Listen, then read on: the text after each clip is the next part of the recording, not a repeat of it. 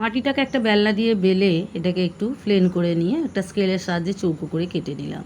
লকেটটা একটু চৌকো মতোই হবে, তাও ভাবলাম একটু কোণটা কেটে দিলে কেমন লাগে, এরকম করেছি। মাটির কথা পুঁথি আটকে দিলাম তার দিয়ে, আর কৌটোর ঢাকন দিয়ে গোল গোল করে নিয়ে এই যে এরকম একটু ডিজাইন করে নিলাম। একটা এরকম গ্লাসের মতো লম্বা একটা করছি, এটা গঞ্চুস দিয়ে গর্ত করে নিয়ে এরকম ডিজাইন করে দিয়ে এটা শুকিয়ে পুড়িয়ে নিলাম।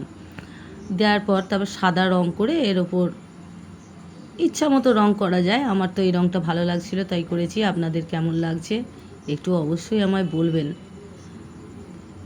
এই যে উল দিয়েই টাসেল তৈরি করে নিলাম। যে যদি পুঁথি পরাতে অসুবিধা, একটা তার দিয়ে মেখিয়ে নিয়ে পরালেই হয়ে যাবে। এরকম হয়েছে।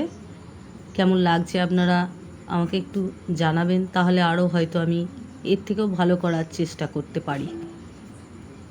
দেখুন আপনারা কেমন লাগছে।